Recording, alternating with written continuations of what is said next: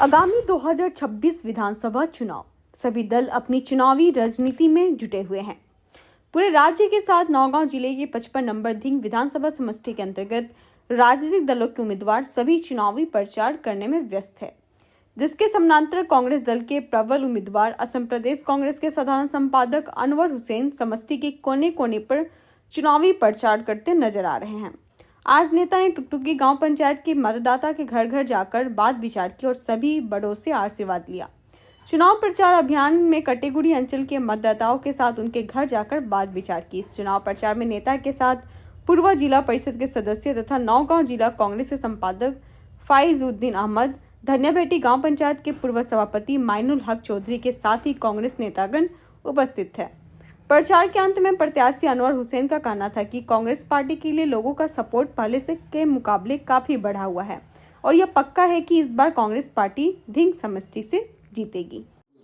यात माने आमार धिंग समष्टिर एबार बहुत कैंडिडेट আছে যদিও আপোনালোকে শুনিছে তাৰে আমাৰ আনোৱাৰ হুছেইন ডাঙৰীয়া তেখেত আমাৰ ধিंग সমষ্টিত এই বছৰ আগতে এবাৰ খেলিছিলে আৰু এই বছৰো তেখেত প্ৰাৰ্থী প্ৰত্যাশী আৰু তেখেত এই বছৰ টিকেট পাব বুলি নিশ্চিত আমি যেই নহওক গতিকে গোটেই আমাৰ এই ধিंग সমষ্টিৰ ৰাইজক এই মিডিয়াৰ যোগেদি জনাইছোঁ যে আপোনালোকে সবেই তেখেতক আগন্তুক দিনত কেনেকৈ জয়ী হ'ব বা তেখেতে টিকেট পাব সেইটোলৈ আমি গোটেই অঞ্চলৰ মানুহৰ ওচৰত দোৱা বিচাৰিছোঁ।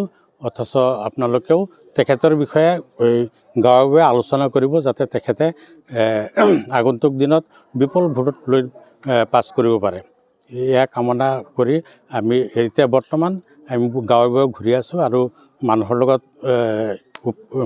লগত যোগাযোগ কৰি আছোঁ। এতিয়া বৰ্তমান আমাৰ অসমত বিজেপি চৰকাৰ এইটো আমি সবেই জানো, কথাটো সত্য। আৰু এতিয়া কথা হ'ল কি আমাৰ মাইনৰিটি সমষ্টিত আপোনালোকে জানে যে বিজেপিয়ে কি কৰি আছে বা কি কৰা নাই এইটো প্ৰত্যেক ছ'চিয়েল মিডিয়াতে হওক বা কিবা কিবি চেনেলত হওক, নিউজ লাইভতে হওক, যিকোনো চেনেলতে হওক এইবিলাক প্ৰচাৰ হৈ আছে। এতিয়া কথা হ'ল কি আমাৰ বিশেষকৈ দেখা গৈছে যে আমাৰ মাইনৰিটি যিবিলাক সমষ্টি আছে সেই সমষ্টিবিলাকত আমাৰ এই বিজেপি চৰকাৰৰ যিকেইজন প্ৰতিনিধি বা মন্ত্ৰী মিনিষ্টাৰ আছে তেখেতসকলে তেনেকৈ উন্নত ধৰণৰ কাম আমাৰ মাইনৰিটি এলেকাত কৰা নাই বুলি আমি ক'ব পাৰোঁ আৰু তেনেকৈও দেখাও নাই।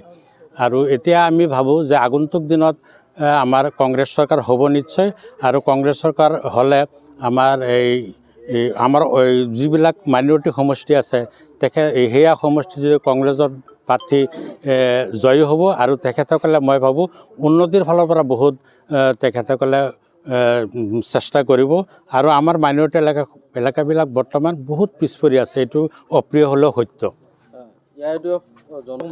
হয়, এইটো এটা ভাল কথা। এতিয়া চাওক আমাৰ মাইনৰিটিৰ মানুহ আচলতে বহুত পিছপৰা মানুহ, তেখেতসকলে আগতে কিন্তু বুজি পোৱা নাই যে আমি যিহেতু অলৰেডি আমি আমাৰ ধিंग সমষ্টিৰ কথাই কৈছোঁ। বিশেষকৈ ধিंग সমষ্টিত আজি 3টা টাৰ্মছ একেৰাহে আমাৰ ইউডিএফ দলে দখল কৰি আছে।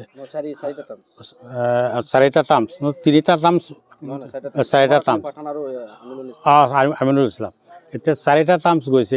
কিন্তু কথা হ'ল কি আমাৰ মাইনৰিটি অঞ্চলৰ মানুহ বিশেষকৈ অশিক্ষিত বেছি, তেখেতসকলে এইটো বুজি পোৱা নাই যে ইউডিএফ দল বা যিবিলাক ধৰক আপোনাৰ বেলেগ সৰু সুৰা কিছুমান দল আছে সিহঁতে কোনোদিনেই চৰকাৰ গঠন কৰিব নোৱাৰে। সিহঁতে এটা বেলেগ দলৰ লগত পাছ হ'ব লাগিব, যোগ হ'ব লাগিব।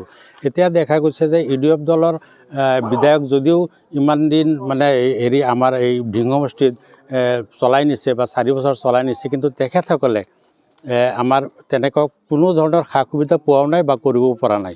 গতিকে আমি এইবাৰ আমাৰ গোটেই আমাৰ ধিंग সমষ্টিৰ মানুহে আমি এইটো সিদ্ধান্ত লৈছোঁ যে এইবাৰ কথা হ'ল কি কংগ্ৰেছ ভাৰ্চেছ বিজেপি। গতিকে আমি বিজেপিৰতো কোনো কথাই নাহে ইয়াত, কাৰণ বিজেপিয়ে মাইনৰিটিক কোনো পধ্যেই সহায় নকৰে বা সুবিধা নিদিয়ে। গতিকে আমি এককভাৱে কংগ্ৰেছ কৰিম আৰু কংগ্ৰেছ আমাৰ গোটেই ধিंग সমষ্টিৰ মানুহে কৰিব বুলি আমি আমাৰ ধিंग সমষ্টিৰ মানুহ মানে শিৰোধাৰ্য আগন্তুক দিনত। গতিকে ভাবোঁ আগন্তুক দিনত কংগ্ৰেছ আমাৰ ধিंग সমষ্টিতেই নহওক আমাৰ যিবিলাক মাইনৰিটি সমষ্টি আছে গোটেই অসমত গোটেইকেইটা সিট কংগ্ৰেছে দখল কৰিবলৈ আমাৰ আশা আৰু এইটো সম্ভাৱনা অধিক।